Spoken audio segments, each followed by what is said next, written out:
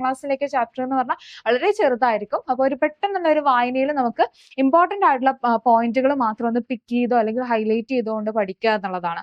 ഒന്നാമതായിട്ട് നമ്മൾ 6ാം ക്ലാസ്സിൽ നോക്കും. ഇതൊക്കെ ചെറിയ ചാപ്റ്റേഴ്സ് ആട്ടോ. 6ാം ക്ലാസ്സിലൊക്കെ നമ്മൾ നോക്കുമ്പോൾ മാറ്റങ്ങളുടെ ലോകം എന്ന് പറഞ്ഞുകൊണ്ട് ഒരു ഒരു ഭാഗം നമുക്ക് നോക്കി പോവാനായിട്ട് വരുന്നുണ്ട്.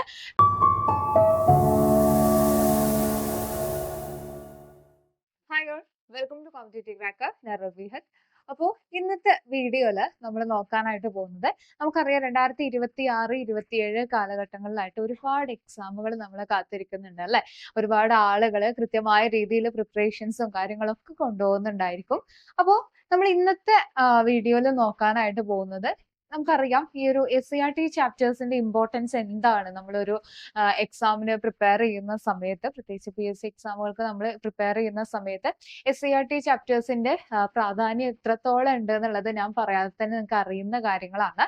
അപ്പോൾ ഇതില് നമുക്കറിയാം, നമുക്ക് ഈ ഒരു 2026 നമ്മൾ നോക്കുമ്പോൾ 10th ലെവലിലാണെങ്കിലും പ്ലസ് ടുവിലാണെങ്കിലും ഡിഗ്രി ലെവലിലാണെങ്കിലും ഒരുപാട് എക്സാമുകൾ നമ്മൾ അപ്പിയർ ചെയ്യാനായിട്ട് പോവാണ്.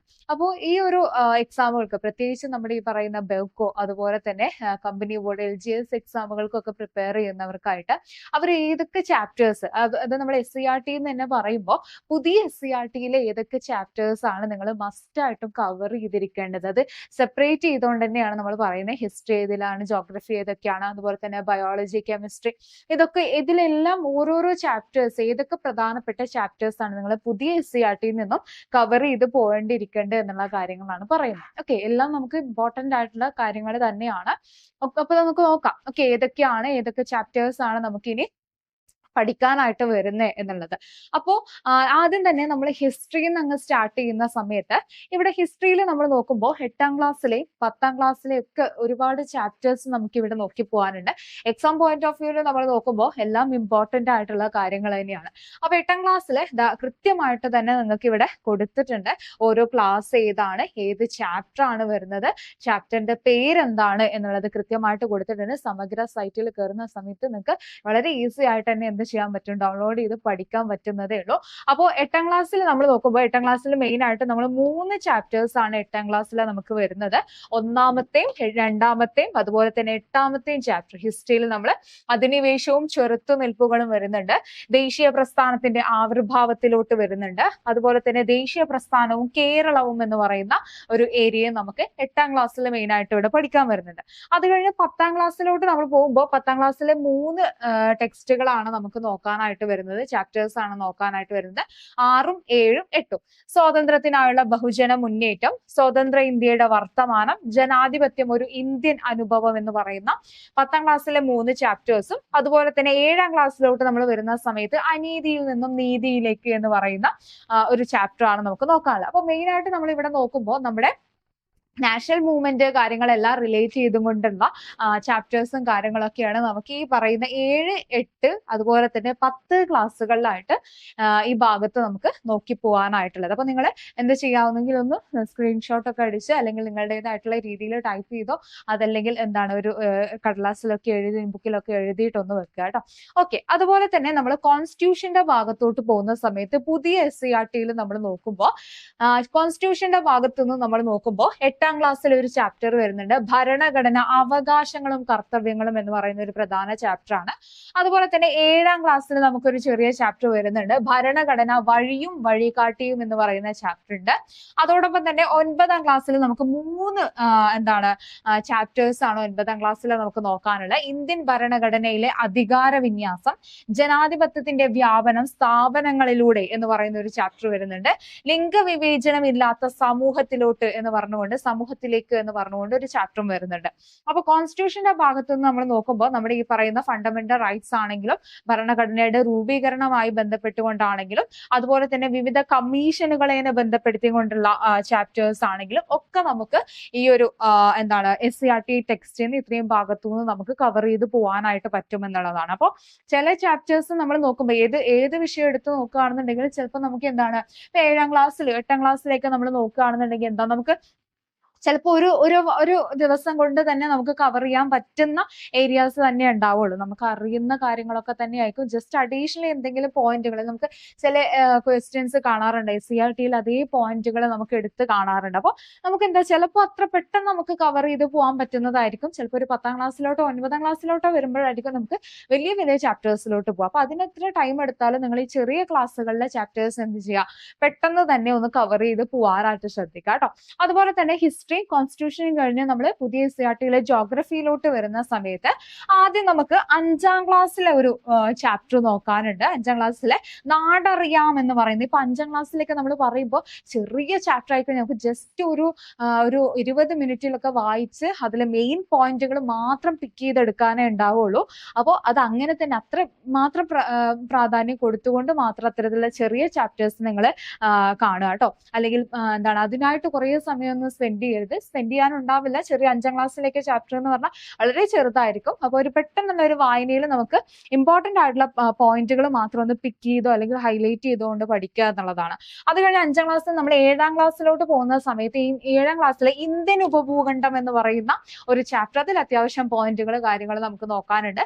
അതൊന്ന് നോക്കി പോവാം. അത് കഴിഞ്ഞ് 9ാം ക്ലാസ്സിലെ ഒരു 5 ടെക്സ്റ്റുകളാണ് നമുക്കിനെ പിന്നെ നോക്കാനായിട്ട് വരുന്നത്. 1, 2, 3, 7, 8. ഓക്കെ, ഇങ്ങനെ 5 ചാപ്റ്റേഴ്സ് ആണ് നമുക്ക് 9ാം ക്ലാസ്സിൽ നോക്കാനുണ്ട്. ലോകത്തിന്റെ നെറുകയിൽ എന്ന് പറയുന്ന ഒരു ചാപ്റ്റർ ഉണ്ട്. ഇമ്പോർട്ടന്റ് ആണ്, ഒരുപാട് ഡീറ്റെയിൽസ് പറഞ്ഞു പോകുന്ന ഒരു ചാപ്റ്റർ ആണ്. വിശാല സമതല ഭൂവിൽ എന്ന് പറഞ്ഞുകൊണ്ടും അതുപോലെ തന്നെ ഭൗമചരിത്രം ഉറങ്ങുന്ന പീഠഭൂമി എന്ന് പറഞ്ഞുകൊണ്ട് ഒരു ചാപ്റ്റർ വരുന്നുണ്ട്. അതോടൊപ്പം തന്നെ മണലാരണ്യത്തിലൂടെ പിന്നെ തീരങ്ങളിലൂടെ എന്ന് പറയുന്ന 2 ചാപ്റ്റേഴ്സും വരുന്നുണ്ട്. അപ്പോൾ 9ാം ക്ലാസ്സിൽ നമ്മൾ നോക്കുമ്പോൾ ഏകദേശം 9 ടെക്സ്റ്റുകൾ അല്ലെങ്കിൽ 9 ചാപ്റ്റേഴ്സ് ആണ് നമുക്ക് എവിടെ നോക്കാനുള്ളത്, 9ാം ക്ലാസ്സിലെ ജോഗ്രഫിയിൽ പഠിച്ചു പോകാനായിട്ടുള്ളത്. ഓക്കെ, പ്രധാനപ്പെട്ട ഒരുപാട് കാര്യങ്ങൾ പറഞ്ഞു പോകുന്ന ഒരുപാട് ചാപ്റ്റേഴ്സ് ആണ്. അപ്പോൾ അതിന്റെ പ്രയോറിറ്റി കൊടുത്തുകൊണ്ട് തന്നെ ഇമ്പോർട്ടന്റ് ആയിട്ടുള്ള ജോഗ്രഫിയുടെ ചാപ്റ്റേഴ്സും കാര്യങ്ങളൊക്കെ നോക്കിക്കൊണ്ട് പോവാ എന്നുള്ളതാണ്. ഇനി നമ്മൾ ബയോളജിയിലോട്ട് പോകുന്ന സമയത്ത് ബയോളജിയിലും നമുക്ക് എന്താണ് 5ാം ക്ലാസ്സിലും 6ാം ക്ലാസ്സിലും 7ിലൊക്കെ ചാപ്റ്റേഴ്സ് നോക്കാനുണ്ട്. അപ്പൊ 5ാം ക്ലാസ്സിൽ നമ്മൾ പറയുമ്പോൾ വിളയിക്കാം 100 മേനി എന്ന് പറഞ്ഞുകൊണ്ട് ഒരു ചാപ്റ്റർ വരുന്നുണ്ട്. ചെറിയ ചാപ്റ്റർ ആണ്, ജസ്റ്റ് ഒന്ന് വായിച്ചു വിടാനേ ഉണ്ടാവുള്ളൂ. അപ്പൊ അതിലെ പ്രധാനപ്പെട്ട പോയിന്റുകൾ എടുത്തുകൊണ്ടൊന്ന് പഠിച്ചു പോവാം. പിന്നെ അത് കഴിഞ്ഞ് 6ാം ക്ലാസ്സിലോട്ട് നമ്മൾ വരുന്ന സമയത്ത് 6ാം ക്ലാസ്സിലെ 1ാമത്തെ ചാപ്റ്റർ ആണ് ആഹാരത്തിലൂടെ ആരോഗ്യം എന്ന് പറയുന്ന ഒരു ചാപ്റ്റർ വരുന്നുണ്ട്. 7ാം ക്ലാസ്സിലോട്ട് നമ്മൾ വരുമ്പോൾ 7ാം ക്ലാസ്സിലെ 9ാമത്തെ ചാപ്റ്റർ ആയിട്ടുള്ള പരിസ്ഥിതിയെ നോവിക്കാതെ എന്ന് പറയുന്ന ഒരു ചാപ്റ്റർ നമുക്ക് അവിടെ പഠിക്കാനുണ്ട്. ഇനി അത് കഴിഞ്ഞ് 9ാം ക്ലാസ്സിലോട്ട് വരുന്ന സമയത്ത് 9ാം ക്ലാസ്സിലെ ചലനത്തിന്റെ പിന്നിൽ എന്ന് പറയുന്ന ഒരു ചാപ്റ്റർ ഉണ്ട്. ബയോളജിയിലല്ല, എന്നാലും എന്താണ് നമ്മുടെ ചലനത്തിന്റെ പിന്നിൽ എന്ന് പറയുന്ന ഒരു ചാപ്റ്ററോട് അവിടെ പഠിച്ചു പോവാ. പിന്നെ അതുപോലെ തന്നെ 10ാം ക്ലാസ്സിലോട്ട് നമ്മൾ വരുമ്പോൾ 10ാം ക്ലാസ്സിലോട്ട് നമ്മൾ വരുമ്പോൾ 3 ചാപ്റ്റേഴ്സ് ആണ് നമുക്ക് മെയിൻ ആയിട്ട് 10ാം ക്ലാസ്സിൽ നോക്കാനുള്ളത്.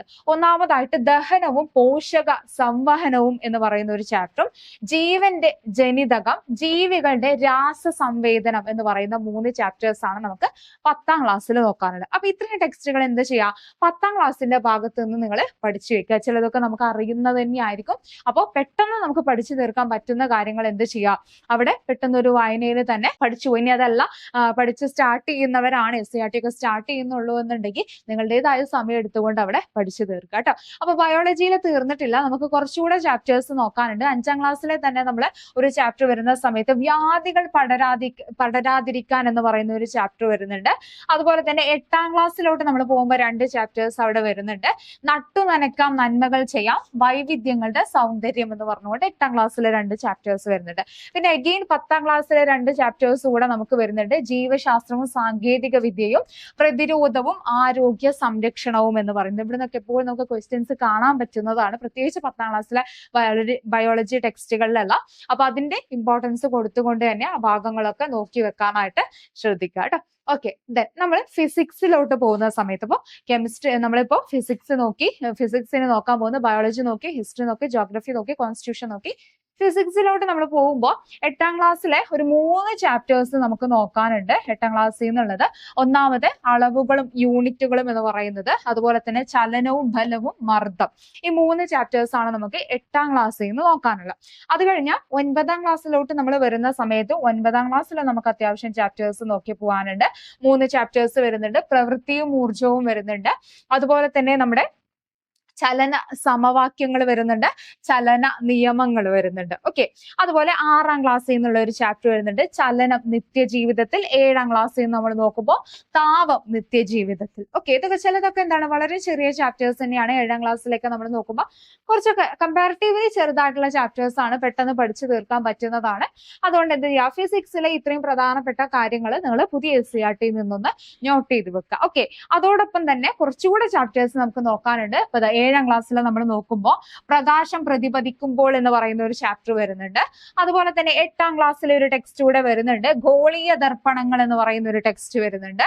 9ാം ക്ലാസ്സിൽ നിന്ന് നമുക്കൊരു 3 നോക്കി പോകാനായിട്ടുണ്ട്. ഇവിടെ ഏതൊക്കെയാണ്? ശബ്ദം വരുന്നുണ്ട്, പ്രകാശത്തിന്റെ അപവർത്തനം വരുന്നുണ്ട്, ഗുരുത്വാകർഷണം. ഇവിടുന്നൊക്കെ എപ്പോഴും ക്വസ്റ്റ്യൻസ് വരുന്നതാണ്. അപ്പൊ ഓർമ്മിച്ച് വെക്കുക, അതെല്ലാം പഠിച്ചിട്ട് തന്നെ ക്ലിയർ ആക്കിയിട്ട് തന്നെ പോവാം. 10ാം ക്ലാസ്സിൽ ഒരു 2 ടെക്സ്റ്റ് കൂടെ ഉണ്ട് നമുക്ക്, ശബ്ദ തരംഗങ്ങൾ അതുപോലെ തന്നെ ലെൻസുകൾ എന്ന് പറയുന്ന ചാപ്റ്റേഴ്സ് നമുക്ക് വരുന്നുണ്ട്. അപ്പോൾ ഈ കാര്യങ്ങളെല്ലാം എന്ത് ചെയ്യുക, നമ്മുടെ ഫിസിക്സിന്റെ ഭാഗത്ത് നിന്ന് നിങ്ങൾ പഠിച്ചു പോവാനായിട്ട് നോക്കാം.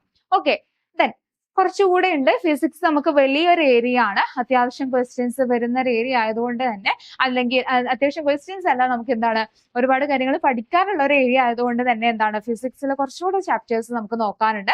ഇതാ, പക്ഷെ ഇവിടെ നോക്കിയേ, ചെറിയ ചാപ്റ്റേഴ്സ് തന്നെയാണ്, ചെറിയ ക്ലാസ്സുകളിലെ തന്നെയാണ്. ആകാശ വിസ്മയങ്ങളും കയ്യെത്തും ദൂരത്ത് ആകാശം എന്ന് പറയുന്ന ഒരു 2 ചാപ്റ്റേഴ്സ് വരുന്നുണ്ട്. പിന്നെ 10ാം ക്ലാസ്സിൽ നമ്മുടെ കാഴ്ചയും വർണ്ണങ്ങളുടെ ലോകവും എന്ന് പറയുന്ന ഒരു ചാപ്റ്റർ കൂടെ 10ാം ക്ലാസ്സിൽ നിങ്ങൾ നോക്കി വെക്കാനായിട്ട് ശ്രദ്ധിക്കുക. അപ്പൊ ഇത്രയും കാര്യങ്ങൾ എന്ത് ചെയ്യാം, ഫിസിക്സിന്റെ ഭാഗത്തു നിന്നൊന്ന് കവർ ചെയ്ത് പോവുക എന്നുള്ളതാണ്. ഇനി നമ്മൾ കെമിസ്ട്രിയിലോട്ട് വരുന്ന സമയത്ത് കെമിസ്ട്രിയിൽ നമുക്ക് കുറച്ചധികം ചാപ്റ്റേഴ്സ് ഉണ്ട്. ഒന്നാമതായിട്ട് നമ്മൾ 6ാം ക്ലാസ്സിൽ നോക്കും, ഇതൊക്കെ ചെറിയ ചാപ്റ്റേഴ്സ് ആട്ടോ. 6ാം ക്ലാസ്സിലൊക്കെ നമ്മൾ നോക്കുമ്പോൾ മാറ്റങ്ങളുടെ ലോകം എന്ന് പറഞ്ഞുകൊണ്ട് ഒരു ഭാഗം നമുക്ക് നോക്കി പോവാനായിട്ട് വരുന്നുണ്ട്.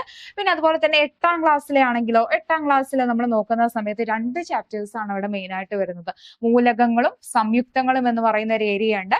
പദാർത്ഥങ്ങളുടെ രസതന്ത്രം എന്ന് പറയുന്ന ഒരു ഏരിയ കൂടി നമുക്ക് 10ാം ക്ലാസ്സിൽ നോക്കാനുണ്ട്. ഇനി അതേസമയം 9ാം ക്ലാസ്സിലോട്ട് പോകുമ്പോഴോ, 9ാം ക്ലാസ്സിൽ ആറ്റത്തിന്റെ ഘടന പ്രധാനപ്പെട്ട ഒരു ചാപ്റ്റർ ആണ്. അതുപോലെ തന്നെ നമ്മുടെ പീരിയോഡിക് ടേബിൾ എന്ന് പറയുന്ന ചാപ്റ്റർ കൂടെ നിങ്ങൾ 9ാം ക്ലാസ്സിൽ കവർ ചെയ്യാം. 10ാം ക്ലാസ്സിലോട്ട് നമ്മൾ വരുമ്പോൾ 10ാം ക്ലാസ്സിൽ ഒരു 3 ചാപ്റ്റേഴ്സ് ആണ് 10ാം ക്ലാസ്സിൽ നമുക്ക് നോക്കാനുള്ളത്. ലോഹങ്ങളും അലോഹങ്ങളും, പിന്നെ അതുപോലെ തന്നെ ലോഹങ്ങൾ എന്ന് പറഞ്ഞുകൊണ്ട് മറ്റൊരു ചാപ്റ്റർ വരുന്നുണ്ട്. പീരിയോഡിക് ടേബിളും ഇലക്ട്രോൺ വിന്യാസവും എന്ന് പറയുന്ന ഒരു ചാപ്റ്റർ കൂടെ നമുക്ക് 10ാം ക്ലാസ്സിലെ കെമിസ്ട്രിയുടെ ഭാഗത്തുനിന്ന് പുതിയ SCERT പഠിച്ചു പോകാനായിട്ട് വരുന്നുണ്ട് എന്നുള്ളതാണ്. ഓക്കെ, അപ്പൊ ഇത്രയും കാര്യങ്ങളാണ് നമുക്ക് മെയിൻ ആയിട്ട് പുതിയ SCERT നമുക്ക് പഠിച്ചു പോകാനായിട്ടുള്ളത്. അപ്പോൾ നിങ്ങൾക്ക് അറിയാം, ഞാൻ നേരത്തെ പറഞ്ഞ പോലെ തന്നെ SCERT എന്ന് പറയുന്നത് നമുക്ക് വളരെ ഇമ്പോർട്ടന്റ് ആണ്. ഇപ്പൊ ഏത് പഠിച്ചു തുടങ്ങുന്ന ഒരാൾക്കാണെങ്കിൽ പോലും ഒരു ബേസ് എന്ന് പറയുന്നത് അവിടെ ഉണ്ടാക്കിയെടുക്കുക എന്ന് പറയുന്നത് ഇമ്പോർട്ടന്റ് ആണ്. അപ്പൊ ആ രീതിയിൽ നമുക്ക് SCERT ഇമ്പോർട്ടന്റ് ആണ്. അതല്ലാതെ പല എക്സാമുകൾക്കും നമുക്ക് ഡയറക്റ്റ് ആയിട്ട് തന്നെ ക്വസ്റ്റ്യൻസ് SCERT എന്ന് ചോദിച്ചു കാണാറുണ്ട്. ആ ഒരു ലെവലിൽ നമ്മൾ നോക്കുകയാണെന്നുണ്ടെങ്കിൽ SCERT നമുക്ക് ഇമ്പോർട്ടന്റ് ആയിട്ട് വരുന്നത് തന്നെയാണ്. പിന്നെ ഡിഗ്രി ലെവലിലൊക്കെ നമ്മൾ നോക്കുകയാണെന്നുണ്ടെങ്കിൽ എന്താണ്, പ്രത്യേകമായിട്ട് ഈ പറയുന്ന NCERT നമുക്ക് ഇമ്പോർട്ടന്റ് ആണ്. NCERT നമുക്ക് പാടെ അവോയ്ഡ് ചെയ്ത് കളയാനും പറ്റില്ല. ഞാൻ ഡിഗ്രി ലെവലിന്റെ കാര്യമാണ് പറയുന്നത്. ഡിഗ്രി ലെവലിൽ നമുക്ക് അതും ഇമ്പോർട്ടന്റ് ആയിട്ട് വരുന്നത് തന്നെയാണ്. ഓക്കെ, അപ്പോൾ എന്തായാലും ഇത്രയും കാര്യങ്ങളാണ് നമുക്ക് ഇന്നത്തെ ഈ ഒരു വീഡിയോയിൽ പറയാനായിട്ടുള്ളത്. അപ്പോൾ നമുക്കറിയാം ഏപ്രിൽ മാസത്തിൽ, അതായത് ഏപ്രിൽ 18ാം തീയതിയൊക്കെ ആയിട്ട് നമ്മുടെ അസിസ്റ്റന്റ് പ്രിസൺ ഓഫീസറുടെ എക്സാമും കാര്യങ്ങളൊക്കെ നടക്കാനായിട്ട് പോവാണ് അല്ലെ. അപ്പോൾ കുറച്ച് ദിവസങ്ങൾ കൂടെ നമ്മുടെ മുന്നിലുണ്ട്. അപ്പൊ ഇനിയുള്ള ദിവസങ്ങളിൽ എന്ത് ചെയ്യുക, കൃത്യമായിട്ടുള്ള ഒരു സ്റ്റഡി പ്ലാനും കാര്യങ്ങളൊക്കെ ഉണ്ടാക്കി പ്രീവിയസ് ഇയർ ക്വസ്റ്റ്യൻസും കാര്യങ്ങളും റീസെന്റ് നടന്നിട്ടുള്ള എക്സാമുകളും കാര്യങ്ങളൊക്കെ അനലൈസ് ചെയ്തുകൊണ്ട് നല്ല രീതിയിൽ തന്നെ ഒരു പ്രിപ്പറേഷൻ നിങ്ങൾ മുന്നോട്ട് കൊണ്ടുപോവുക. ഓക്കെ, അപ്പോൾ നിങ്ങൾക്കാണെങ്കിൽ കോമ്പറ്റേറ്റീവ് ക്രാക്കറിലാണെങ്കിൽ നിങ്ങളുടെ എല്ലാ രീതിയിലും ഹെൽപ്പ് ചെയ്യുന്നതിനായിട്ടുള്ള 60 ഡേയ്സിന്റെ ക്രാഷ് ബാച്ച് കാര്യങ്ങളൊക്കെ നമ്മൾ സ്റ്റാർട്ട് ചെയ്യുകയാണ്. അപ്പോൾ ഈ ഒരു ബാച്ചിന്റെ പ്രത്യേകത നമ്മൾ പറയുകയാണെന്നുണ്ടെങ്കിൽ കൃത്യമായിട്ടുള്ള ഒരു സ്റ്റഡി പ്ലാനോട് കൂടിയിട്ടാണ് ബാച്ച് പോകുന്നത്.